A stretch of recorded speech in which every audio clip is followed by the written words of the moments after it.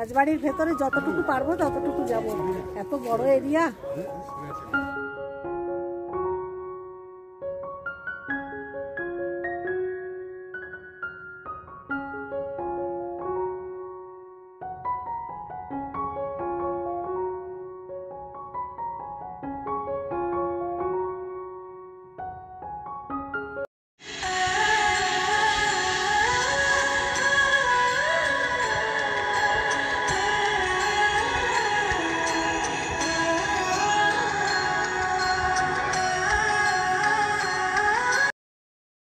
Hello friends, good morning and welcome back to my channel. আশা করি সবাই ভালো আছেন আর আমিও ভালো আছি। এই মুহূর্তে আমি সারহানে দাঁড়িয়ে কথা বলছি। তো গতকাল বলেছিলাম যে আমরা সিমলা থেকে সোজা সারহানে চলে আসছি। তো এইটা হলো আমাদের সারহানের হোটেল। এটা একেবারে হিল টপ যাকে বলে, মানে পাহাড়ের একদম মাথায় আমাদের হোটেলটা। হোটেলটা ভীষণ সুন্দর আর হোটেলের চারপাশটাও ভীষণ সুন্দর। তো কালকে যেহেতু অনেক রাত্রে ঢুকেছি তখন আর অন্ধকারও হয়ে গেছিলো, তাই ভালো করে দেখতেও পাইনি আর বুঝতেও পারিনি।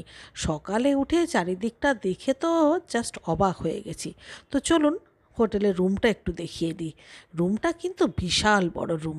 আর দেখুন জিনিসপত্র একটু লণ্ডভণ্ড হয়ে আছে, কি আর করা যাবে, যেহেতু কালকে রাত্রে ঢুকেছি তখন আর ভিডিও করবার মতো কোনো শক্তি ছিল না।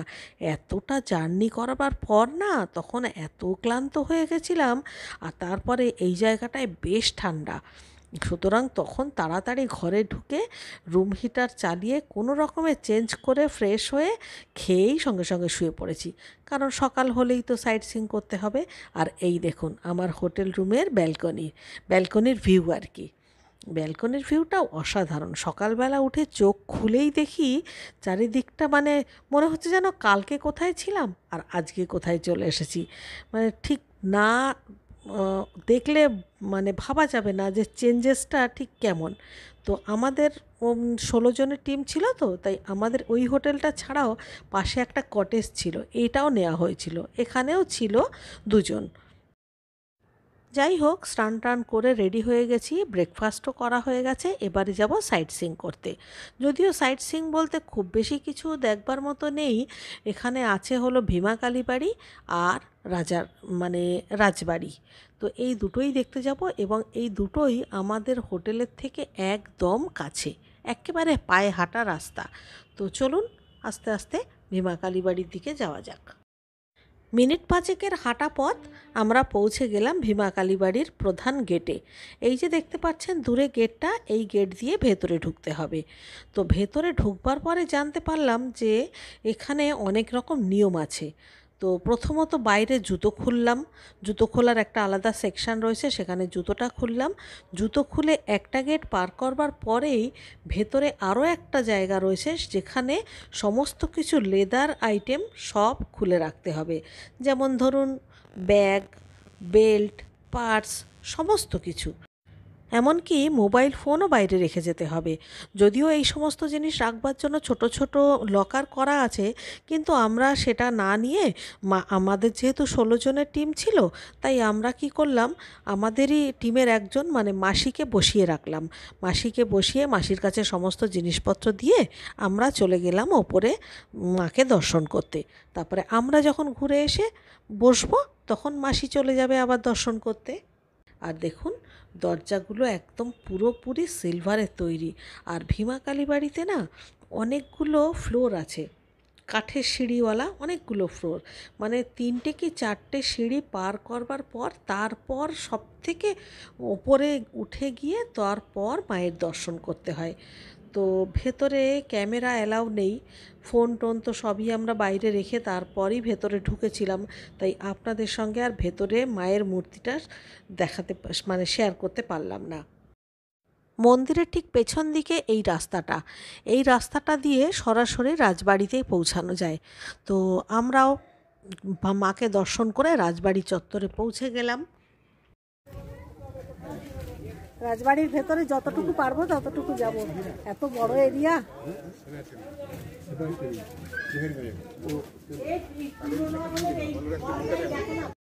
এটাই হলো সেই বহু পুরনো কাঠের রাজবাড়ি। তো অনেকটাই বড় এরিয়া, আর সবটা পোর্শনে যাওয়াটাও অ্যালাউড নয়। তো যাই হোক, আমরা মোটামুটি একটু দেখলাম, ঘুরলাম। সামনে যে গাছগুলো দেখছেন মরা মরা মতো, এই গাছগুলো সব আপেল গাছ। এইটা দেখে আমাদের ভীষণ মন খারাপ হয়ে গেল। এর আগে যতবার গেছি আপেল দেখার আশা নিয়ে, কোনোবারই আপেল দেখতে পারিনি জানেন। প্রথমে ভুটান গেছিলাম এক বছর কালী পুজোর সময়, সেখানেও এরকম মরা মরা আপেল বাগান দেখেছিলাম, গাছে একটাও পাতা নেই, একটাও ফল নেই। এরপর 8 বছর আগে যখন সিমলা এসেছিলাম, তখনও কিন্তু ঠিক আপেল ছিল না। মানে সেবারে আমরা এসেছিলাম ওই গরমের ছুটিতে, তখন আপেল গাছে কাঁচা কাঁচা ছোট ছোট সবে আপেল ধরেছিল। তো স্বভাবতই আমরা সেই আপেল দেখতেও পাইনি। আর এবারেও যে এলাম, এই তো বাগানের অবস্থা বলুন, কোথাও কোনো আপেলও নেই, আপেলের পাতা পর্যন্ত গাছে নেই। তবে আমরা একটা মজার জিনিস দেখলাম জানেন, এই যে দেখছেন না কত লোক আসছে, এনারা সবাই মন্দির থেকে আসছেন, ওই ভীমা কালীবাড়ি মায়ের মন্দির থেকে ভগবানকে নিয়ে রাজবাড়ির দিকে যাচ্ছেন। এটা মনে হয় এখানকার কোনো একটা নিয়ম টিয়ম হবে, মানে এরকম প্রসেশন করে ভগবানদেরকে রাজবাড়ির কাছাকাছি নিয়ে যাওয়া হয়, সেখানে আবার দর্শন করিয়ে আবার ঘুরিয়ে নিয়ে আবার মন্দির চত্বরেই রেখে দেওয়া হয়। এরকম পালকি আছে, পরপর দেখলাম 3টে পালকিতে করে সবাইকে নিয়ে যাচ্ছে, এবং বাজনা বাজিয়ে একদম খুব, মানে একটা বিশেষ নিয়ম বলে মনে হলো আমার।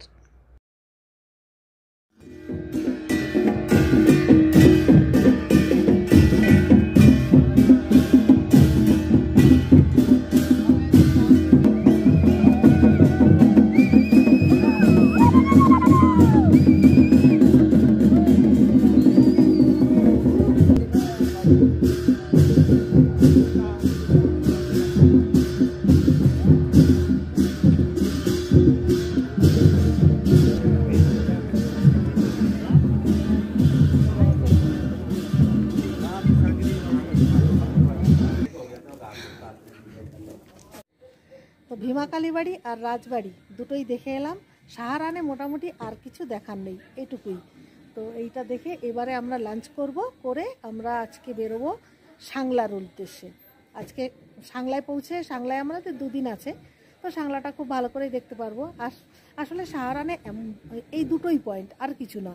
আর যা চারিদিকটা আছে এটা হচ্ছে মানে সিনিক বিউটি, মানে ট্যুরিস্ট মানে পয়েন্ট শুধু এই দুটোই। তো কালীবাড়িটা আমরা ভীষণ সুন্দর দর্শন করেছি, কিন্তু যেহেতু ফটো তোলা অ্যালাউ নেই, তো শেয়ার করতে পারলাম না। বাইরে প্রসেশনটা তবু দেখতে পেলাম বলে তাও ওটা শেয়ার করলাম। তো যাই হোক, জায়গাটা আমাদের ভীষণ ভালো লেগেছে। আর এই জায়গাটার কোনো তুলনা হয় না। যে আসবে আশা করি এমন কেউ থাকবে না যে যার দেখতে ভালো লাগবে না। এই জায়গাটা মনে হবে যেন 2 দিন চুপচাপ এখানে বসে থাকি, এতটাই সুন্দর। তবে কি, এখন কিন্তু আমি কোনো সোয়েটার গায়ে দিইনি, একদম খালি জামা পরে আছি, আরাম লাগছে, কারণ চচ্চড়ে রোদ্দুর, ওয়েদারটা দারুণ সুন্দর, একেবারে নীল আকাশ। কিন্তু সন্ধ্যের পরে ওরে ভাই রে ভাই, কি ঠান্ডা, কি বলবো আপনাদের, মানে সূচ ফোটানো ঠান্ডা সন্ধ্যের পর। যাই হোক, আমরা এখন একটুখানি কিছুক্ষণ ঘুরবো টুরবো। তো এখন একটু ঘুরে টুরে কিছু প্যাকিং বাকি আছে, সেগুলো করে নেব, লাঞ্চ করব, বেরিয়ে যাব। এখান থেকে 5 ঘন্টার মতো রাস্তা, তো অসুবিধা হবে না, আশা করছি সন্ধ্যের আগে পৌঁছে যাব। দেখা যাক, এখন এবারে ঘরে যাই, গোছগাছ করে নিই। লাঞ্চ করা হয়ে গেছে, আর সমস্ত প্যাকিং সব তোলা হয়ে গেছে, মানে প্যাকিং বলছি সরি, আমাদের লাগেজ সব তোলা হয়ে গেছে। এখন আমরা সাহারানকে বাই বাই করে গাড়িতে উঠছি। যাওয়ার আগে ভাবলাম একটু ব্যালকনিতে আসি আর সুন্দর এটা একটু দেখে নিই। কি ভালো যে লেগেছে না, সকালবেলায় উঠে যেমন লেগেছে। মানে সাহারান জায়গাটা সম্পর্কে আমার ধারণা ছিল যে সুন্দর, কিন্তু সেটা যে এতটা সুন্দর আমি সত্যি জানতাম না। যাই হোক, বাই বাই সাহারান করলাম। তো চলুন এবারে আবার গাড়িতে ওঠা যাক। এবারে যাব, আপনাদের সঙ্গেই নিয়েই তো যাব, চলুন। সাংলা কল্পার রাস্তা সম্বন্ধে একটা কথাই বলতে পারি, সেটা হলো ভয়ঙ্কর সুন্দর। চারিদিকের মানে সিনিক বিউটি খুব সুন্দর, কিন্তু রাস্তাটা অতীব ভয়ঙ্কর। পাহাড় কেটে এমনভাবে রাস্তা তৈরি করা, মানে ঠিক পাহাড়টা যেন মনে হয় মাথার উপরে ঝুলছে, যে কোনো মুহূর্তে হয়তো খসে পড়বে এরকম। তো পুরো রাস্তাটাই মানে পাহাড়ের গা বেয়ে বেয়ে বেয়ে বেয়ে চলতে হবে। তো যাই হোক, এই রাস্তা দিয়েই সবাই যায়, তো আমরাও যাচ্ছি। চলুন তাহলে যাওয়া যাক। সারাদিন জার্নি করবার পর মোটামুটি সন্ধে নাগাদ আমরা সাংলা হোটেলে পৌঁছালাম। এই হচ্ছে আমাদের হোটেল, হোটেল রয়্যাল ক্যাসেল।